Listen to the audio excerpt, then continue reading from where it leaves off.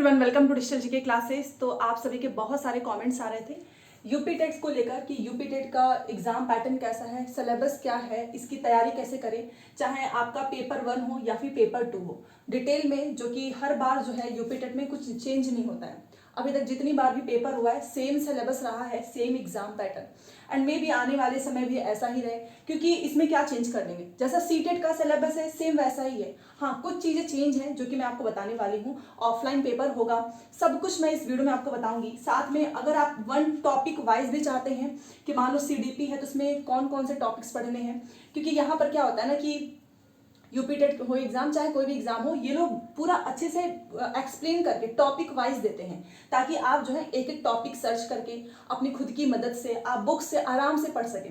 इसीलिए UP TET का exam जो है आप अपनी मेहनत से पास कर सकते हैं। इसमें जरूरी नहीं है कि आप लंबे जो है बहुत सारे घंटे वाली क्लास देखें।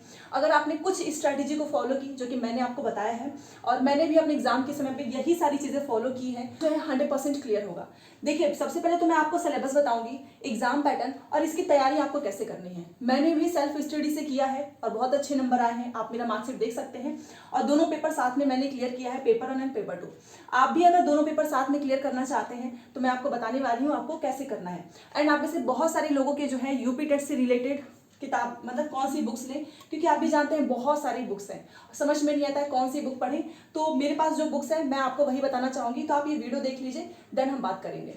आगे बढ़ने से पहले मैं आप सभी को बताना चाहूंगी कि आप यूपी टेट प्राथमिक की तैयारी करें पेपर 1, उसके लिए कोई अच्छी बुक चाहते हैं तो आप चक्षु प्रकाशन की ये एक बुक ले सकते हो। इसमें आपको डिटेल में सब्जेक्ट वाइज जो है पूरा सीडीपी हो गया, मैथ हो गया, ईवीएस, इंग्लिश, हिंदी, संस्कृत, सभी का कंटेंट, साथ में आपको 3000 से ऊपर एमसीक्यूज, 4 सॉल्व पेपर्स और एनालिसिस भी मिलेगा। सारी डिटेल्स आपको मेरे डिस्क्रिप्शन बॉक्स में मिल जाएगी, वहां से आप बुक परचेज कर सकते हैं। देखिए, लेटेस्ट पैटर्न पे इस बुक को तैयार किया गया है, आप देख सकते हो यहाँ पर। एंड यहाँ पर आप इंडेक्स भी देख सकते हो, काफी अच्छे तरीके से ऑर्गेनाइज किया गया है। और इस बुक में आप देखिए आपको सॉल्व पेपर्स भी मिलेंगे। ये देखिए 23 जनवरी 2022 का पेपर है। साथ में आंसर को काफी अच्छे से डिस्क्राइब किया गया है, ताकि आप समझ सकें कि इसका आंसर ये सही क्यों है। ठीक है। एंड अगर मैं आपको मैथ का सोल्यूशन दिखाना चाहूं तो ये देखिए काफी अच्छे से डिस्क्राइब किया गया है मैथ के सोल्यूशन को, कि आप अपनी खुद की मदद से भी इसको समझ सकते हो। साथ में अगर आप स्टडी गाइड से तो आपका पूरा चैप्टर तैयार हो जाएगा, बट उसके लिए आपको एक प्रैक्टिस सेट चाहिए, तो वो भी आप चक्षु प्रकाशन की बुक ले सकते हो। इसमें आपको 2000 से ऊपर MCQs, 15 practice set and 7 solve papers मिलेंगे, जहां से आप टेस्ट देकर अपना स्कोर जो है वो बढ़ा सकते हैं। तो देखिए, मैंने आपको बुक्स बता दी, ये सब कुछ आपके ऊपर डिपेंड करता है कि आपको तैयारी कैसे करनी है। ठीक है। अदरवाइज अगर आपको लगे कि आपको कहीं और से पढ़ना है तो आप वहां से भी पढ़ सकते हैं। मेरा काम है आपको यहाँ पर सब कुछ बताना कि क्या कैसे कैसे इसमें क्वेश्चंस आएंगे। ठीक है। चलिए, सबसे पहले मैं आपको बताना चाहूंगी कि यूपी टेट कौन दे सकता है। तो आप भी जानते हैं यूपी टेट जो है एग्जाम जो है इसका यूपी में होता है। जैसा आपका सी टेट होता है, एक टीचर एलिजिबिलिटी टेस्ट है, वैसे यूपी में होता है टीचर एलिजिबिलिटी टेस्ट। अब आप ये पूछेंगे कि ये कौन दे सकता है, तो देखिए यूपी टेट आप भी दे सकते हो, अदर स्टेट वाले भी दे सकते हैं। ठीक है, क्योंकि सुपर टेट में ऑलरेडी इन्होंने शामिल किया ही है, तो जब सुपर टेट में कर सकते हैं तो यूपी टेट में क्यों नहीं करेंगे। दूसरी बात कि इसमें क्या यूपी टेट भी देना जरूरी है अगर हमारा सी टेट पास है। तो देखो, मैं एक चीज बोलूंगी कि अगर आप पढ़ाई कर रहे हैं, बाकी सब कुछ सेम ही है, तो आप जरूर देना, क्योंकि कुछ भरोसा नहीं है कब क्या चेंज हो जाए। और अगर आप पढ़ ही रहे हो तो वैसे भी आपको एक्स्ट्रा पढ़ने की जरूरत नहीं है, आपके पास एक मार्कशीट आई जाएगी। कुछ भी चेंज होता है तो आपको टेंशन नहीं रहेगा कि अरे मुझे तो दे देना चाहिए था। इसलिए मैं बोलूंगी, क्योंकि ये बेसिकली जो है स्टेट वाले कराते हैं। तो अगर आप मान लीजिए यूपी के ही हैं, आपको यूपी में ही जॉब करना है, तो आप यूपी टेट जरूर देना। और फिलहाल आप जानते हैं कि 1/4 नंबर जोड़े जाने की बात हो रही है। अगर ऐसा हो गया तो जिन लोगों ने पहले भी पास किया हुआ वो दोबारा से बैठेंगे, क्योंकि बहुत सारी चीजें समझ सुनने में आई थी। और अभी आप जानते हैं नया शिक्षा आयोग का गठन हो चुका है, पारित हो चुका है, कुछ ना कुछ आपको दोबारा से इसमें देखने को मिलेगा। अब 1/4 में कितनी सच्चाई है ये भी आपको सामने होगा बहुत जल्द। ठीक है। तो इसलिए मैं बोलूंगी कि देखो, ये जो सिलेबस आपको दिख रहा है ना, यही पूरा सिलेबस इनका सुपर टेट में भी है। तो अगर आपने सुपर टेट की तैयारी अच्छे से की है तो आप ये भी पास कर लेंगे। ठीक है, क्योंकि ये तो केवल 5 है, वैसे सुपर टेट में 14 सब्जेक्ट्स पढ़ने हैं इसके अलावा। तो पहले तो आपका यूपी टेट पास होगा तो ही आप सुपर टेट दे पाएंगे, ये भी समझिए। ठीक है, अगर आपने यूपी टेट पास कर लिया तभी जाकर आप सुपर टेट में जो है पार्टिसिपेट कर सकते हो, क्योंकि यहाँ पर एलिजिबिलिटी मांगी जाएगी। ठीक है। अब ये इसका कैसा होता है, तो देखिए इसमें 150 मार्क्स का पेपर होगा। कितना? 150। नेगेटिव मार्किंग है क्या? तो बिल्कुल भी नहीं है। नहीं है नेगेटिव मार्किंग। क्या इसमें ज़्यादा नंबर लेकर आएंगे तो सिलेक्शन होगा? तो अभी मैंने आपको बोला ना कि अगर यूपी टेट के 1/4 नंबर जोड़े जाएंगे देन तो आपको ज़्यादा नंबर लेकर आना होगा। बट अभी तक जो इन्होंने पेपर कराया है जस्ट अ क्वालिफाइंग नेचर का एग्जाम है, जैसा कि सीटेट में हुआ है। मतलब अगर आप जनरल से हैं तो आपको 90, और हाँ यहाँ पर फीमेल को एक्स्ट्रा रिजर्वेशन नहीं मिलेगा। जैसे कि आपने देखा हो कि बीटेट में जो है बिहार में 82 जनरल फीमेल जो है वो भी क्वालिफाई मानी जाती है, बट यहाँ पर ऐसा नहीं है। अगर आप जनरल से हैं तो आपको 90 नंबर लेकर आना है, और अगर आप ओबीसी एससी एसटी हैं तो आपको 82 नंबर। ठीक है, जो अभी तक चीजें हैं वही मैं आपको बता रही हूँ, जो कि ऑफिशियल जो इन्होंने नोटिस निकाली थी 21 में। ठीक है, जिसका आपको पता है वो धांधली की वजह से दोबारा से पेपर कराना पड़ा, तो सेम वही चीज है, वही पैटर्न है। ओके, अब इसमें देखिए ना तो नेगेटिव मार्किंग है, क्वालिफाइंग नेचर का एग्जाम है, क्योंकि अभी तक इन्होंने यूपी टेट को क्वालिफाई ही रखा है। बट कोशिश हमारी होनी चाहिए कि हम ज़्यादा से ज़्यादा नंबर लेकर आए। ओके, टाइम कितना मिलता है? तो 2.5 घंटे का समय मिलता है। क्या ये टाइम एनफ है? तो बिल्कुल, ये कोई सीक्रेट नहीं है। आप अगर यूपी टेट का पेपर उठाकर देखो, या फिर मैं टेलीग्राम पे भेज दूंगी, देखिए टेलीग्राम में ज्वाइन हो जाइएगा, इसका एक एक टॉपिक वाइज मैं वहां पर भेज दूंगी तो आप समझ जाएंगे। टाइम इसमें मैं क्या बताऊं, बहुत बचता है। आपको मैं बताना चाहूंगी मेरा पेपर 2 का जो एसएसटी, आप समझते हैं कितना लेंदी होता है, इसको करने के बाद से भी मेरे पास आधा घंटा जो है समय बच गया था, सब कुछ मिलाने के बाद से भी।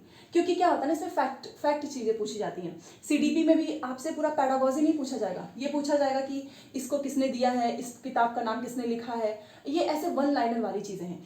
तो बहुत से लोगों को यूपी टेट जो है टफ इसलिए लगता है क्योंकि इसमें बहुत रटना पड़ता है। देखो, अब क्वेश्चन मान लीजिए वन लाइनर आपके सामने आ गया, इस किताब के जो है राइटर कौन है, पता होगा तो ही करोगे, तुक्का तो लगा नहीं सकते हैं, इसीलिए तो बहुत समय बचता है आपका। दूसरी तरफ ये ऑफलाइन एग्जाम है, यस, आपको ओमार सीट पे गोले भरने हैं, वैसा ही वाला ये पेपर है। तैयारी की बात लास्ट में करेंगे। अब आ जाते हैं पेपर 1 पे। 2 पेपर होता है जैसा आपका सीटेट में होता है। अगर आपने 1 to 5 आपका यूपी टेट पास होता है तो आप प्राथमिक के टीचर बनेंगे, और अगर आपका पेपर 2 पास होता है तो आप किसके टीचर बनेंगे? जूनियर के, 6 to 8 के। इसको दे कौन सकता है? तो देखिए, अगर मैं अभी का सिनेरियो बताऊं, नहीं तो अभी का क्या ही बताऊं, क्योंकि अभी तो एनसीटी की गाइडलाइन आई नहीं है। तो अभी तक क्या हुआ है कि पेपर 1 में चाहे आपने बीएड किया है, चाहे आपने बीटीसी किया है, इवन डीएड जो स्पेशल एजुकेशन वाले हैं वो भी शामिल होते हैं इसमें। तो क्योंकि इन्होंने सभी को शामिल किया हुआ है, आप देख लीजिए पहले का जो पेपर हुआ है 21 वाले में, अगर आपने ऑफिशियल नोटिफिकेशन देखा हो तो वहां पर सभी को शामिल किया है। अभी क्योंकि अभी तो हमारे सामने कुछ है नहीं ना, तो मैं किस बेस पे बताऊं। ठीक है, अब 6 to 8 में आपको पता है कि अगर जूनियर का जो भी होता है तो वहां पर बीएड मांगा जाता है। तो बेसिकली ये है कि 1 to 5 में सभी आ जाएंगे, और अगर आपकी जूनियर की कहीं वैकेंसी आती है, चाहे आपकी टीजीटी की वैकेंसी आती है, तो वहां पर केवल बीएड वाले फॉर्म भर सकते हैं। ठीक है, जो अभी तक इनका रहा है। आगे जो चेंज होगा वो भी बता दिया जाएगा, बट मैं अपने मन से कुछ नहीं बताऊंगी। यहाँ पर जो चीजें अभी तक चलती आई हैं, जो ऑफिशियल नोटिफिकेशन में है, वही मैं बताऊंगी, क्योंकि अभी तक किसी के पास भी जो है एनसीटी ने भी कुछ बताया नहीं है। दूसरा कि इसमें कितने सब्जेक्ट होंगे, तो देख लीजिए सीडीपी इसमें सेम सीटेट के जैसा है। सीडीपी भी 30 नंबर का आएगा, हिंदी 30 नंबर का। अब आप बोलेंगे क्या मैं हिंदी की जगह पे कुछ और ले सकते हैं लैंग्वेज? तो नहीं, हिंदी देखिए आपने देखा होगा सीटेट में भी हिंदी सबको मतलब ऐसा नहीं है कि दूसरा जो है जैसा कि सीटेट में होता है आपको लैंग्वेज का चुनाव करना होता है। तो मान लो आपने एक लैंग्वेज रखा है हिंदी, तो वो भी 30 का पूछा जाएगा। बाकी उर्दू, इंग्लिश, संस्कृत, अब आपका जो भी स्ट्रांग हो, आपने उर्दू लिया है तो 30 नंबर का रहेगा, इंग्लिश लिया है तो वो भी 30 का, मतलब इन तीनों में से आप कोई भी ले सकते हैं। ठीक है, मेरा सब्जेक्ट क्या था? एक हिंदी था और इंग्लिश था, तो हिंदी 30 नंबर का और इंग्लिश 30 नंबर का। मेरा दोनों पेपर में यही सब्जेक्ट रहा है। बाकी आपको संस्कृत अच्छा लगता है तो आप संस्कृत में ही दीजिएगा।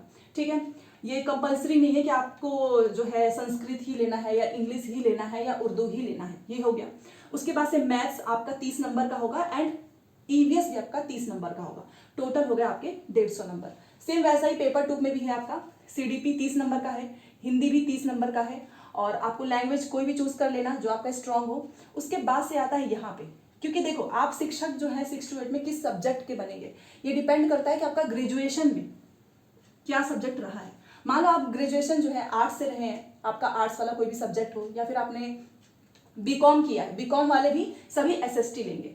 एंड अगर आप मैथ साइंस, ये तो सिंपल सी बात है, आप साइंस बैकग्राउंड से रहे हैं, मान लीजिए आपने ग्रेजुएशन में फिजिक्स से किया है, केमिस्ट्री से किया है, बायोलॉजी से किया है, देन आपको मैथ साइंस लेना होगा। ये डिपेंड करेगा कि आपने ग्रेजुएशन में कौन सा सब्जेक्ट रखा है। ओके, तो मान लो आप आर्ट्स से हैं, देन आपको इन दोनों में से केवल SST चूज करना है और ये 60 नंबर का पूछा जाएगा।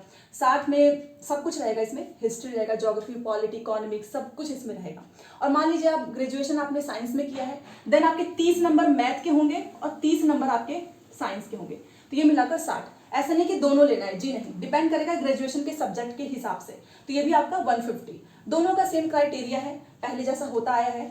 जनरल से 9 है तो 90 और OBC SC ST से है तो आपको 80 नंबर लेकर आना है, तो आप पास माने जाएंगे। फिलहाल ये आपका सिलेबस है कि इतने इतने सब्जेक्ट हैं, इतने इतने नंबर के हैं। अब टॉपिक वाइज एक एक लिखने लग जाऊंगी तो शायद 1 से 2 घंटा लग जाए। ठीक है, तो ये हो गया। अब देखिए मैं एक चीज बताऊंगी कि इसका एग्जाम पैटर्न कैसा है। इसका एग्जाम पैटर्न एकदम से जो है सिंपल है, सिर्फ एक क्वालिफाइंग नेचर का एग्जाम अभी तक यही रहा है और आगे का किसी को पता नहीं है। तो आपको क्या करना है, आप एक एक सब्जेक्ट उठाइए, जो सबसे वीक हो पहले उस पर काम करो। एक चीज मैं आपको यहाँ पर ऐड करना चाहूंगी, एक बात याद रखना, ये सीटेट का मैथ और यूपीटेट के मैथ में बहुत डिफरेंस होता है। सीटेट के मैथ में तो फिर भी आप पेडागोजी से 15 नंबर लेकर आ सकते हैं, यहाँ पर ऐसा नहीं है। यहाँ के आप एक बार क्वेश्चंस उठाकर देखना, इतने अच्छे अच्छे क्वेश्चंस पूछे हैं जो कि न्यूमेरिकल बेस्ड है। यहाँ पर आपको ये नहीं पूछा जाएगा कि आप मैथ के टीचर हैं तो कैसे पढ़ाएंगे, जी नहीं, क्वेश्चन दिया जाएगा, सॉल्व करिए, आता है तो ठीक है, नहीं तो आगे बढ़िए, ऐसे क्वेश्चन आएंगे। सेम EVS में भी फैक्चुअल चीजें पूछी जाएंगी। हिंदी और इंग्लिश में तो आपको पता है पैसेज आएगा ही, तो आपको पैसेज पे भी प्रैक्टिस करनी चाहिए। CDP में भी 1 लाइनर चीजें पूछी जाएंगी। ठीक है, अब बात कर लेते हैं। तो ये इसका एग्जाम पैटर्न है कि इसमें आपको रटना पड़ता है। और मैं अपना अगर बताऊं तो मैंने क्या किया था, सबसे पहले मैंने ये सारी चीजें देखी, उसके बाद से मैंने सबसे पहले उठाया प्रीवियस ईयर पेपर। जी हाँ, इस PYQ से मैं आपको अब तैयारी बता रही हूँ आपको कैसे करना है। अगर आप खुद से करना चाहते हैं तो अभी से स्टार्ट करो। ये सब कुछ करने के बाद से मैंने PYQ उठाया, क्योंकि देखो अगर आप BTC कर रहे हो या फिर आप B.Ed कर रहे हो, बहुत सारी चीजें इसमें से हम पहले से ही पढ़ रहे होते हैं। तो PYQ उठाने के बाद से मैंने पेपर को सॉल्व किया, फिर मैंने देखा कि अच्छा ये सब्जेक्ट्स में मेरे नंबर कम आ रहे हैं, तो जो जो क्वेश्चंस मेरे गलत हुए उसको मैंने कॉपी में नोट कर लिया।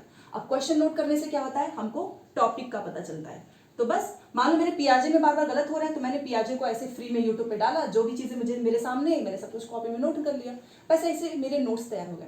साथ में मेरे नोट्स कभी भी ऐसे नहीं थे कि पूरा थ्योरी भरा है, 1 लाइनर। मान लो जो सीटेट यूपीटेट है, इसमें क्वेश्चंस बहुत रिपीट होते हैं।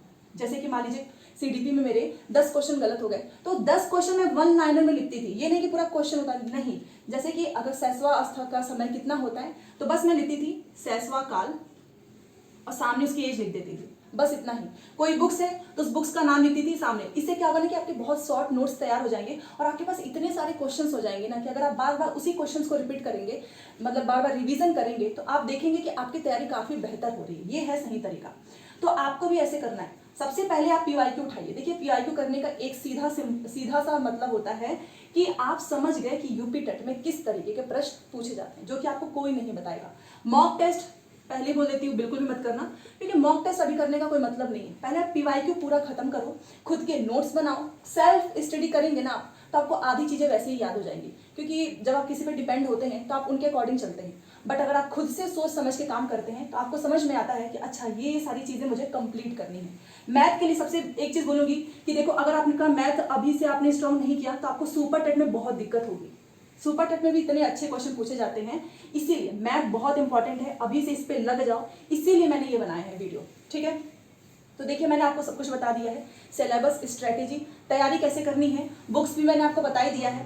PYQ आप पूछोगे आप कहाँ से मिलेगा, तो मैं एक चीज़ बोलूँगी, आप गूगल कर लीजिए, फ्री में भी मिल जाएगा, बहुत सारी चीज़ें आती हैं। या फिर मैंने सोचा है कि अभी सीटेट का एग्जाम हो जाता है तो मैं यूपीटेट का टॉपिक वाइज कराऊंगी। ठीक है, आप मुझे बताइए कि क्या यूपीटेट की मुझे सीटेट के बाद से यूपीटेट का आप करना चाहेंगे मेरे साथ। एक एक CDP धीरे धीरे हिंदी, इंग्लिश, मैथ, ये सब कुछ हम कवर करेंगे टॉपिक वाइज, और साथ में जितने भी प्रीवियस पेपर हुए हैं इनको कर लेंगे। बस ये 2 चीज़ें आपको करनी है, आपका पेपर जो है बहुत अच्छा होगा, क्योंकि मैंने यही चीज़ फॉलो करके मेरे भी नंबर आपने देखा होगा कि इसी में बेस्ड है, बहुत ज़्यादा मैंने कोई पढ़ाई नहीं की थी। सो आई होप आपको समझ में आया होगा। मिलते हैं नेक्स्ट क्लास में। Thanks for watching.